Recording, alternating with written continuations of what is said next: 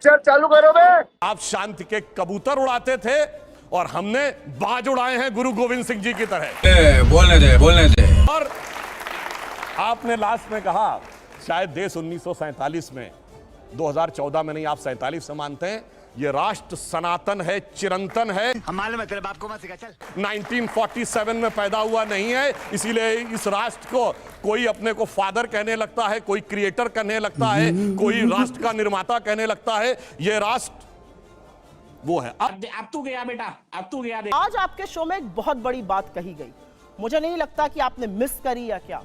यहां पर इस देश के एक सांसद ने, जिन्होंने संविधान की शपथ ली है, इन्होंने 1947 की आजादी को ही नगण्य कर दिया और गांधी पर ही सवाल उठा दिया कि कोई अपने आप को राष्ट्रपिता कहता है। शर्म है कुछ शर्म आया है। राष्ट्रपिता अपने आप को महात्मा गांधी ने नहीं कहा था, राष्ट्रपिता की उपाधि उन्हें सुभाष चंद्र बोस ने दी थी, ये याद रखिएगा आप। बात तो सही है। और गांधी पर सवाल उठाने वाले आरएसएस के लोग ये भी याद रखिएगा कि जब विश्व में जाते हैं ना तो नतमस्तक गांधी के आगे ही होना पड़ता है। ये बड़ी अच्छी बात कही आप। शीश गांधी के आगे ही झुकाना पड़ता है और मान्यता और वैधता गांधी से मिलती है। सही पकड़े हैं। अगर ऐसा नहीं है तो जाइए, लगाइए अपने आरएसएस वालों की एक फोटो और जाइए ऑस्ट्रेलिया और चीन और जहां भी जाते हैं शीश झुकाइए। 75 नहीं है कोई। गजब बेइज्जती है। गांधी इस देश की सबसे बड़ी पहचान है, इस देश की नैतिकता की धुरी है, इस देश के राष्ट्रपिता हैं और आजादी के आंदोलन के सबसे बड़े जननायक हैं। क्या बात है सर। आप महात्मा गांधी को एक सांसद होने के बाद इस तरह की बात कहेंगे? आप 1947 की आजादी को, बिल्कुल हमारी सनातनी परंपरा है, बिल्कुल हमारा 5000 साल का सिविलाइजेशन है, रुको जरा, लेकिन यह भी सच है कि 200 साल ब्रिटिश हुकूमत के बाद हमें आजादी 1947 में मिली थी और जो भी उसको नगण्य करता है उसको कोई हक नहीं है पार्लियामेंट में रहने का। आपको माफी मांगनी चाहिए इन लोगों से सबसे पहले। ये तो लेने के देने पड़ गए। हम तो बल्कि ये कह रहे हैं कि प्रधानमंत्री जी ने अगर लाल किले से कहा होगा दिमागी नक्सल तो सोच समझ के कहा होगा। किसके लिए कहा होगा ये उन्होंने नहीं बताया, लेकिन भाई पता चल गया किसके लिए कहा था दिमागी नक्सल, और उसकी एक अलग से पार्टी भी बन चुकी है। भाई जैन जियो ने ठान लिया है तुम कुछ बोलो और हम पार्टी बनाएंगे और भाई तुम्हारी फिर रगड़ के ले गए। और ये जो है बहुत बढ़िया हो रहा है अब भाई, इसी को बदलाव कहते हैं और ये बदलाव आएगा एक दिन, बहुत बढ़िया करके आएगा।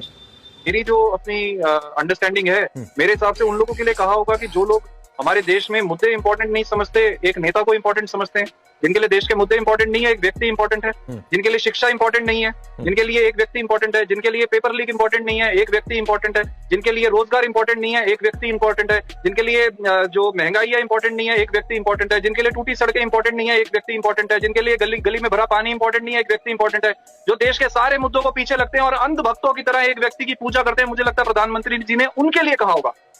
अगर मैं गलत हूं तो आप मुझे साबित कर दीजिए। आज हमारे देश में दिमागी नक्सल मुझे लगता है वो व्यक्ति हैं जो देश को पीछे छोड़ चुके हैं, एक व्यक्ति के पीछे लग के अपना घर भूल चुके हैं, अपना परिवार भूल चुके हैं, अपने देश को भूल चुके हैं, अपनी सोसाइटी को भूल चुके हैं। उनके लिए एक व्यक्ति सबसे इंपॉर्टेंट है, देश इंपॉर्टेंट नहीं है।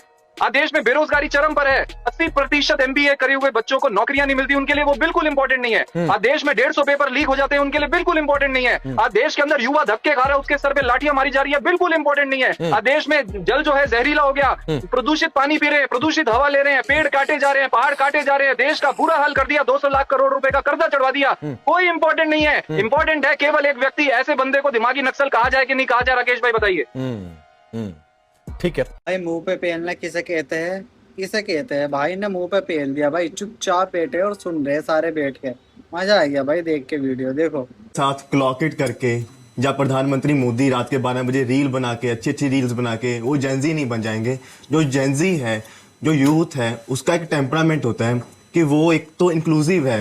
ये जो पूरी जनरेशन है बहुत इंक्लूसिव है, जो कि आरएसएस बीजेपी नहीं है, वो सोशल इंक्लूसिव नहीं है, वो कंजर्वेटिव है।